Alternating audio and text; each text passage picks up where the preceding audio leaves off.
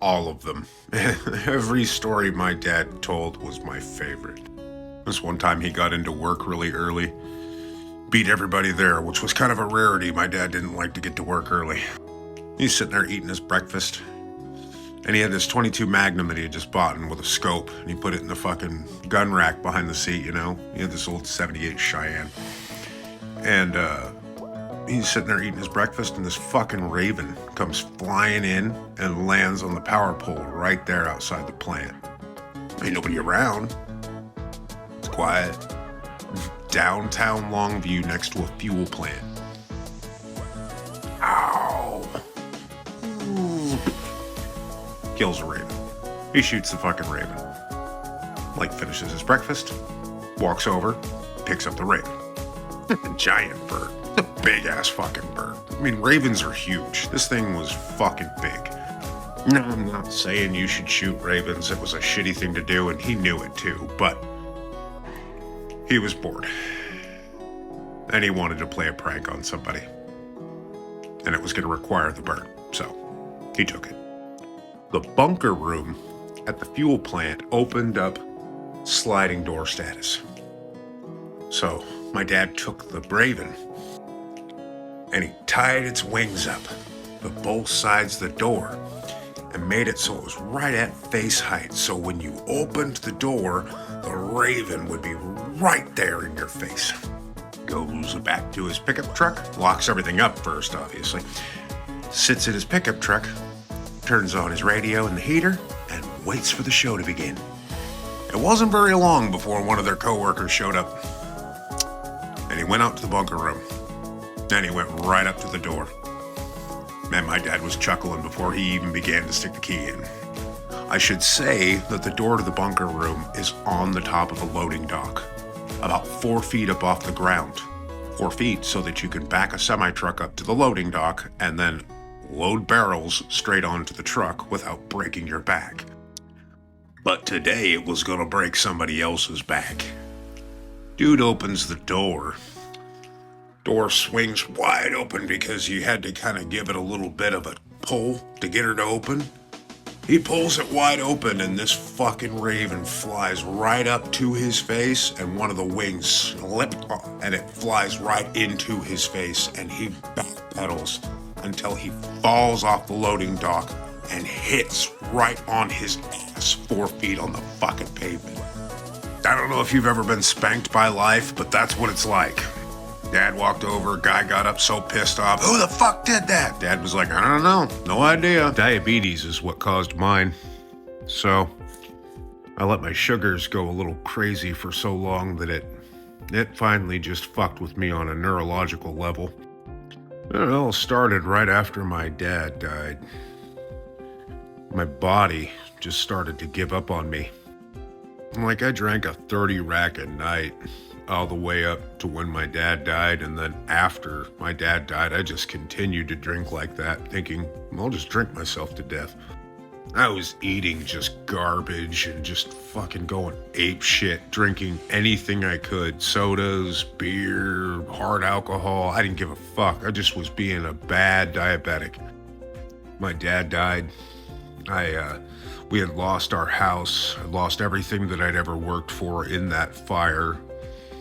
The house was supposed to be ours. I was going to put a new roof on the house and it was going to be good to go, you know, but woulda, coulda, shoulda. Wouldn't have mattered now, would have burned. So I remember telling a buddy of mine, like, there was so much stress and so much things happening at once. Like, I told a friend of mine, like, I feel like this is really gonna fuck me up.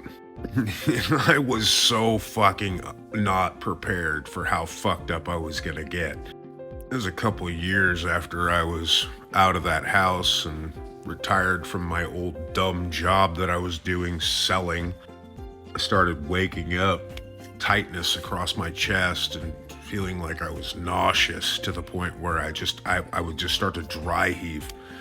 Nothing in my stomach, I would just start dry heaving, and it would last 5-6 hours a day. And I did that every single day for about a year. Once that would end, I would be able to eat, drink, do my normal day, but every single morning when I would wake up, that would start over again, and I would go through 5 to 6 hours of just tremendous, exertion, just dry heaving, so much nausea, could not even able to control it, so much nausea. Doctors were like, here's all this anti-nausea medicine, just eat this stuff, this'll help. Let's put a pacemaker on the top of that stomach and that'll jolt her back to life. Doing radiology tests to see how fast my stomach digests the things that I eat. Traveling to Seattle to get fucking pacemaker installed in my fucking stomach. 150 trips to the ER, back and forth, just vomiting and retching before they even figured out that I had gastroparesis. Gastroparesis is a paralyzed digestive tract. 200,000 people a year get it, and it's a pretty rare disease.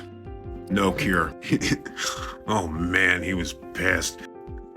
I just turned 18, and I had my driver's license for quite a while, and he let me drive his truck, and it was a rainy night, and I was being a dumb shit. I told him that I lost control of the truck because it was just too wet out. And he was like, yeah, you're a fucking liar. You'll tell me someday. And I never did. I was fucking around. I was on the road. And I lost control of the truck because I was drifting the ass end out. And I went one way, the posse grabbed, and it launched me the other. And there was a fucking Hyundai that I just wiped off the face of the earth. Like, I ripped all of the rims off this car. I hit it so hard that it went up onto the curb and broke all of the rims off the car. When the tow truck got there, they had to tow my dad's truck up onto it because the front bumper was into the tire. This is the same 94 Chevrolet that I still currently own, so yeah, it happens. You fuck up and you end up collecting the fuck up in the end, you know. Anyways, I got the truck home and we put it in the driveway, and one of the neighbor kids was walking by and said, "Should have bought a Ford." I thought my dad was gonna shoot the neighbor kid. He was so fucking angry. He was already pissed that his truck had been damaged. The fact that somebody had to say something else was just more than he could handle. So he told the kid to get the fuck home before he put a boot in his ass, and the kid ran. He did too, he fucking ran. I just remember he walked inside silently after that. He sat in his chair and he was so fucking mad at me, he just couldn't speak. He loved his pickups, and he did not like to hurt them, and he never wrecked a truck. But I wrecked his, and he was just very disappointed in me. And you know what it's like when your parents are just disappointed in you? It's worse than if they're actually fucking mad at you. But he was both. And I ended up paying for everything to make that truck right again.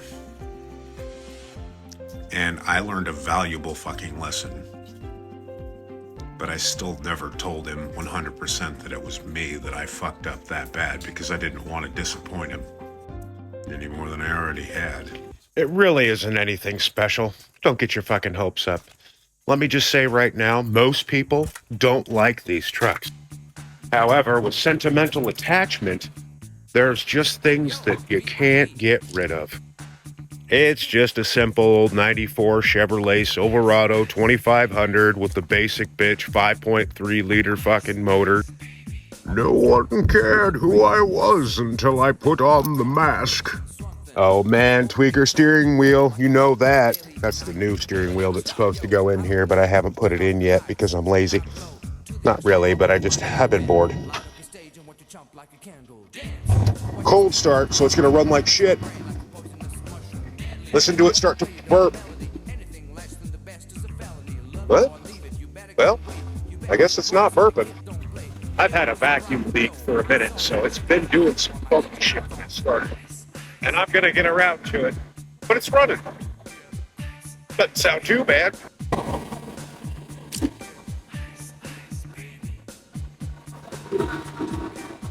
Basic bitch, but she's still going. 134,572 original miles. I replaced the headlights on it, but you could tell up until recently where I'd hit.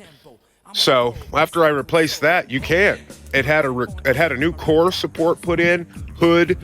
It had a new fucking quarter panel put in.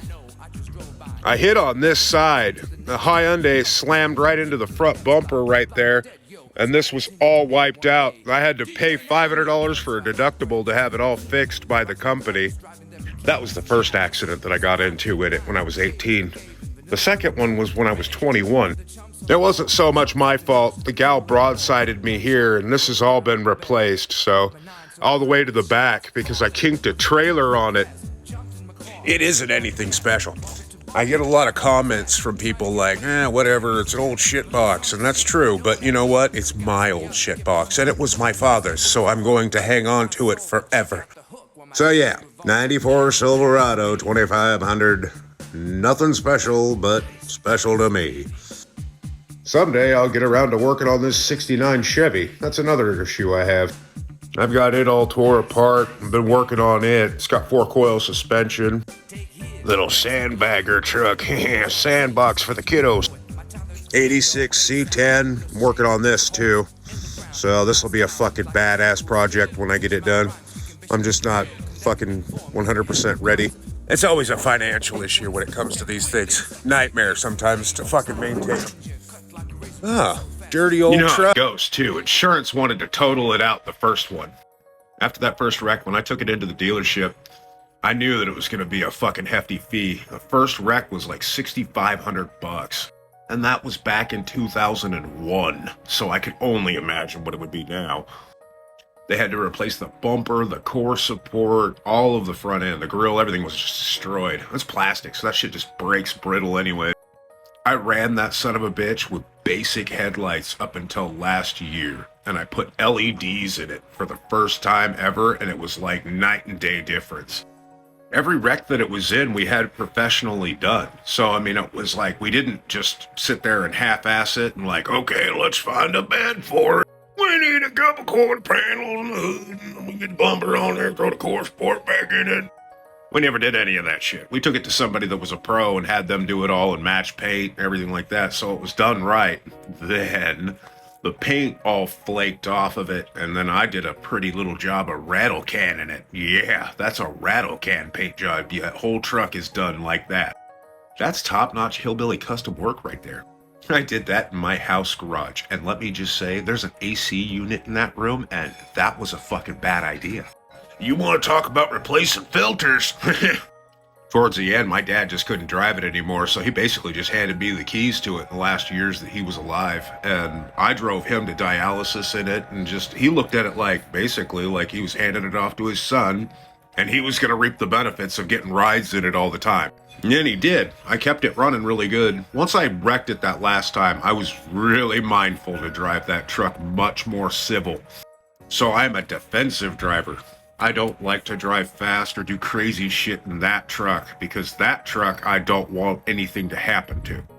And I plan on restoring it more than anything. I'm gonna end-to-end restore that truck to the point where it's like a brand new pickup, and I'm gonna lift it, and I'm gonna do a little bit of motor work and just simple stuff, nothing crazy, but I'm gonna make it mine. It's been my dad's. I want to make it mine, and I know that he would be okay with that. He wasn't like one of those people that was like, no, it's not the way it is. You know, like he wanted to lift it. It needs a couple things, little things, very stupid stuff. Like it needs a new cable for the fucking tailgate to hold it up as one on one side, because my dad and I sat on the tailgate one time and I was about 500 pounds at the time and it went boing. I kept it on there though because of that story, and I remember it. And it's just one of those things where I see it and I'm like, yeah, that was that one time. There's a lot of that in that truck. Million stories. I could point out a million things that have happened in that truck. The first time I injured my knees, I was about 250, 300 pounds. And I went to grab the football and fade back to pass like I was Joe Montana. And when I stepped forward, my foot went into a minor little divot in my friend's yard, and my knee went forward. Hyperextension separated the kneecap from the joint. You know those Wilson volleyballs? The ones like Wilson and Castaway, you know? That's how big my knee got. And then I had to heal like that. The doctors couldn't fix it because I was too heavy. They told me, you need to lose 100 pounds and then we'll do the surgery. Well, I started playing football again later on that year. I'd fixed my knee with a brace and I just played really hurt. And I did it again. I hurt my knee really bad. Hyperextension, same thing, separated the fucking kneecap from the joint, broke the kneecap that time in half. I didn't even know that was possible. I had to have friends carry me off the field. Then I was healed, kind of, about 2 years later, and I was running into the garage, and I had on a pair of tennis shoes, and I ran across my yard, which was wet, and my garage had one of those finished floors. And as soon as my foot hit that fucking floor, I slammed my kneecap onto the ground. Broke that one too. That was the other leg. Again, Wilson. Now I'm just gaining weight because I can't lose it, because I can't exercise because my knees are destroyed. I use crutches all the time. I just figure it out and make it work. Braces to school, to wear to class. The whole time I'm growing like a beast, just gaining height, so I have growth pains and all kinds of problems with healing while I'm doing all that. Had a bully kick the side of my knee while I was walking down the hallway and folded it in, so it broke the knee, and I spent like 3 months unable to do anything. Broke the other one again when I was cutting firewood and accidentally fell over a log and snapped it. All while I was at my heaviest, so I couldn't lose weight, couldn't do anything about it. I just fucking sat there and just was in pain, and when I would heal, I'd get up and do something again and hurt myself again. Now that I've lost all the weight, the extreme scar tissue that I have behind is debilitating as hell, and it feels like I'm walking on razor blades between my kneecaps. Severe arthritis is what it's described as. Knee replacement is required. Right. Doesn't sound too intimidating. Pinky? How bad could it be? We named him after Pinky and the Brain. You know, the little mice. He had the bald head and the ears that poked out. Pinky wasn't much into upkeep, so he didn't do hair. So he shaved his head for all of his life. He had to. He has tattoos on his head, so he doesn't want those to, not be seen. He has a Pittsburgh Steelers logo on the side of his head and a zombie on the back. He has "fuck you" written across his biceps so that when he puts his hands behind his head and he's leaning back at the bar, he lets you know what he's feeling. In high school, you'd run into him at his house and he'd have his fingernails all painted up, toenails, and there'd be like 3 girls hanging out with him. He's just sitting there just letting them go to town. Then he'd steal one of their dresses and he'd go out on town and go cruising. Believe me, nobody made fun of Pinky in a dress, and if they did, they got their fucking ass beat. I'm serious. That guy would beat the fucking brakes off you on the side of the road and leave you there bleeding. In a dress. Now watch that guy lose a fight one time. And I can't even say that he really lost it. Like, you see those guys you just can't knock out? Like, you punch them and you're just like, motherfucker, stay down. That's Pinky.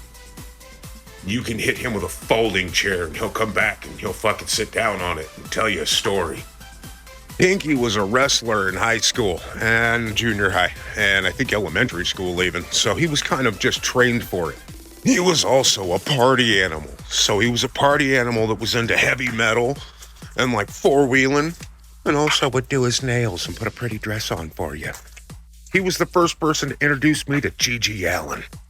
Anybody who knows G.G. Allen all of a sudden is going, oh, this makes way more sense. He's a G.G. Allen fan.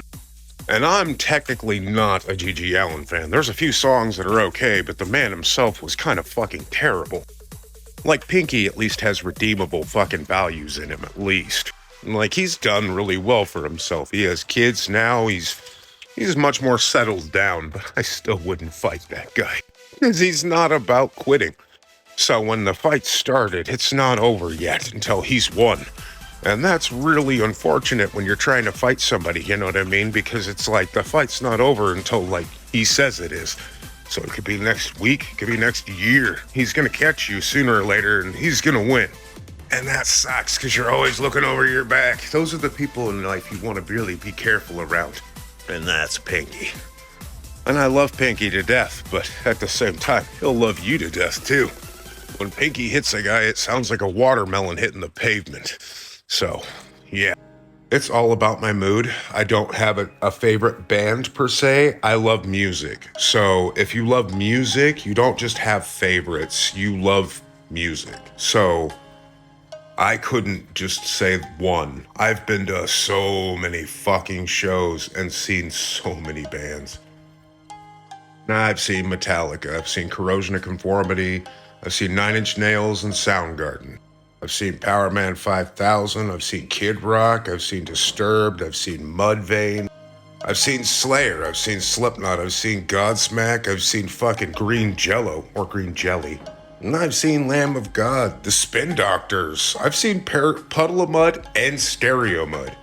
I've seen P.O.D. and Himsa, Limp Bizkit, Filter, Papa Roach, I've seen Rob Zombie and Korn twice. I've seen In Flames. I've seen so many bands. Sepultura, Kitty, OTEP, God Forbid, Lacuna Coil, and Soil. Taproot, In This Moment, Walls of Jericho, Down, Damage Plan, Pantera, Alice Cooper, Super Joint Ritual, Saliva, Hatebreed, Deftones, System of a Down, Craving Theo, Motograder, Flaw, Burnout, Apex Theory, These Arms Are Snakes, Blood Brothers, Tommy Lee, Poison the Well, Headstrong, Edema, Black Dahlia Murder, Switched, Dillinger Escape Plan, CKY, El Nino, Chevelle, Shadows Fall, Trapped, Killswitch Engaged, Spine Shank, Static X, Seven Dust, Soulfly, Bolt Upright, Full Devil Jacket. I've seen so many bands. It's stupid Devil Driver. There's so many bands out there. I made the lead singer of Saliva laugh so hard I thought he was gonna fucking piss himself. We were all getting autographs and I walked up front and this gal in front of me just pulls her boobs out and she's like, sign my tits! Guys just like, yeah, hell yeah, they're all reaching over the fucking desk, signing their boobs and stuff. Not wanting to be outdone, I had on my hickory with a zip up that comes down to about right here, and I was a big old fat kid, so I just zipped that motherfucker down and just pushed my man cans together and walked up to the group. Not one of them could hold their fucking laughter. All of them were just dying over that. I also met Wayne Static for a brief moment when I got to get his signature. I lost that signature, but that man was amazing. Brilliant performer. Miss him. You know, TikTok is dangerous. You want to know why? I start following people on here that tell me shit that all of a sudden makes me question things that I have in my house. I follow this guy named Mr. Ballin, and he did this story about a didgeridoo, and I never even heard of it before. Now I'm questioning the box that I had just inherited from a fucking storage locker, and I'm really questioning why I had to watch that video, because everything mentioned in the video is in this box. Like, this is the box. My wife and I use it to play chess on it. We didn't even think about anything. So I kept it in the storage locker. We kept it exactly how it was when we picked it up because it was so unique. It has all this Japanese, like, newspaper, like, on the inside of it. And then there's these trinkets that now have me questioning if that's what this box is. Like, inside is an early Quran. Like, written way back, like 1,000 years. I mean, this thing's old. Like, it's ridiculous. It's all handwritten. It's a leather bound. I don't know why this is in here. This is like something that almost I feel needs to be in like some collection. Inside is a Navajo wedding vase. 1926, it says on there. And that's real. I had that authenticated. This person had some sort of a thing for horses. Yeah, just a random bag of gemstone ruins, you know. I'm sure that's nothing bad at all. That's probably fine. That'll be okay. You gotta have that to hold your little bowl for whatever your sacrificial shit is, you know. Wood box with random jewelry and trinkets inside. It's a pretty intricate box, too, I don't know. You want to get your incense burning, you know, you gotta have that kind of stuff in there. Oh, yeah, there we go. This will be fun. Sure. See, I said this person had a thing for horses. So, I don't want to know what the murder weapon is, but whatever. Nothing weird in here. Just random stuff, just stones we find to do our little potions and whatnot. Sage, gotta burn sage, you know, that's part of the whole ceremony. God, let's hope those aren't illegal feathers. I don't want to know. So yeah, I think I have a cursed box. Oh, Jimbo and I were real special. We like to play with fire. I've mentioned before. I've burned James. He asked me to, though. He just got a brand new Carhartt coat. And he was like, hey, I got a bunch of gasoline. Throw it on my sleeve. I want to light it on fire and see how fireproof it is. This coat's really thick. I think it's super fireproof. And he doused his arm in gasoline, and I lit a fucking match, and Carhartt is not fireproof. That brand new jacket didn't have a sleeve. Yeah, we took a 3/4 ton Ford and ripped all the fucking corners out of a house, pushed it in on itself, and then we lit it on fire for a bonfire. That was a fun fucking party night. We spent weeks picking up pallets all around town and stacking them in a big, gigantic mass in the backyard that was just as big as the house. And we fucking burned that. And it went up so fast. That was actually a quick party. By the end of it, we were burning the couches that we were sitting on that we had acquired from people's yards, which I'm sure is a terrible idea, but we got rid of them, so whatever. Had a class project one time, and they were like, we want you to film your own TV series. And I, of course, loved this idea. I had them destroy a truck for a class project. By the end of it, we were putting propane bottles inside of it and lighting it on fire, shooting the propane bottles. This was for a class project. We were shooting propane bottles and they were blowing up inside of the cab of the truck. And propane just goes and burns really big for a moment and then it's gone. So nothing really burned. We just got super lucky because there was no fucking water where we were. So if it had caught fire 100%, that fucking rig was going up. Which, I mean, eventually it did. We ended up burning that too. We burned telephone poles, we burned tarps, couches, cars. We had a good time. Greta would have glitched out over our good time. And if we weren't playing with fireworks or fire, we were playing with firearms or doing something stupid. James would get a truck stuck and he'd come to school and be like, I gotta get it out before Dad finds out. We would take his other truck, his dad's other truck, and go get out the other truck that was his dad's too. We'd get there and he'd have a truck completely high-centered on a stump. And he'd be like, I'm gonna need you to slackline me off this. If you don't know what slacklining is, that's where you give somebody a little extra running room with a chain and give them a good bump to get them free. Oh yeah, then you can also break a back window like that too. I don't know. I don't know if I could tell you. I've done a lot of stupid shit though. My semi-truck was governed at 65 miles an hour. But in Nevada, if you were going downhill and you just kicked it into neutral, you could let the truck run. All the way up to 100 miles an hour, it turns out. Fully loaded, going downhill. They didn't have a governor for that shit. You ever drink a 30 rack of natural ice and then destroy brand new tires on the back of your pickup? Yeah, well, I have. You ever woke up with a street sign in your living room in the morning and go, what the fuck?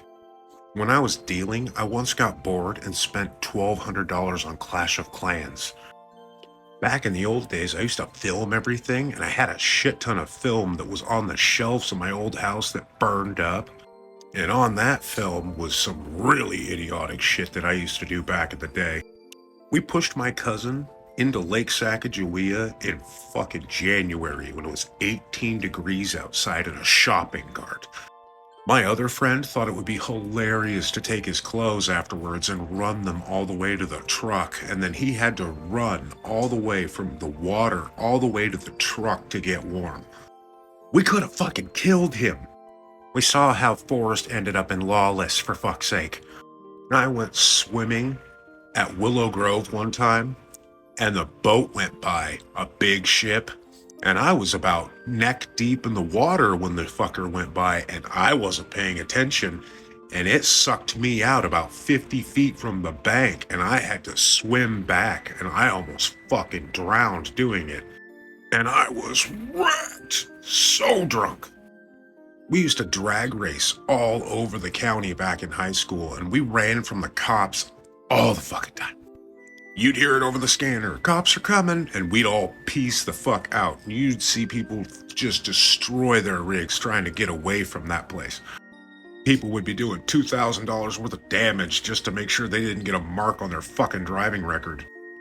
Buddy of mine raced from his house in town all the way out to my house way the fuck in the rural county area. Doing fucking crazy speed, 100+ miles an hour the entire fucking trip, just passing each other, being reckless as fuck. No cops, no social media, not a cell phone in fight, just living in a fucking moment.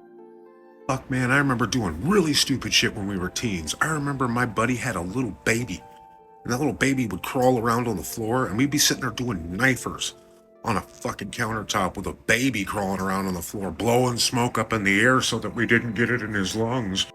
That's good parenting. We were fucking morons. Hanging out with drug addicts that would be willing to crush fucking pills on a fucking baby's table and then snort them. Yeah, bad. So Pinky was a year ahead of me when we went to school. And like I said, he'd been on the wrestling team, elementary school, junior high, all the way to high school. But in junior high, we were in the lunchroom one day, and Pinky got into a little bit of a scuffle with somebody in the corner, which he often did when he was in school. Before he got expelled, he was an extremely violent person to be around. If he didn't like you, he was gonna fight you. And this one particular day, he was scrapping with this kid in the corner of the lunchroom. And him and this kid were just fucking beating the brakes off of each other over in the corner. The vice principal at the time, who I will call Scarface, decided to run over to the side of the fucking cafeteria to stop the fight. Pinky was a big kid, but not fat, just muscular big. Pinky was about 6 foot, and Scarface snuck up behind him and grabbed him. Pinky didn't like that. Pinky picked up our vice principal and slammed him on the table like a fucking WWF wrestler. Sorry, WWE. I remember an entire lunchroom freaking the fuck out. You could have heard a pin drop when the vice principal slammed to the table. We had this security guard who we called Big John. He was about 6'7", and he come running into the lunchroom and grabbed Pinky and started dragging him to the office like he had no option, because he didn't. I remember the vice principal standing up off the table in shock, like, I can't believe that just happened to me. Which nobody could. Nobody could fucking believe that that just happened. I couldn't believe that Pinky didn't get expelled right then. That was like, I was in 8th grade, Pinky was in 9th grade. That was in like 1998. Yeah, the year I saw fucking Pantera. That's the year that happened. I vividly remember Pinky doing shit like this all the time. This wasn't even surprising to me. The principal and vice principal, however, they had never experienced this before. These are valuable life learning lessons, kids. Don't fuck with crazy people. I remember Pinky sitting in the office and people were walking by the window and looking in on him like he was part of the circus after that. Still, never seen anything like that to this day. I've seen people thrown around, but never scooped up like they were nothing by a kid and slammed on a table like they were a fucking kid. A kid slams an adult on the table like a child. It was the most amazing thing I've ever seen.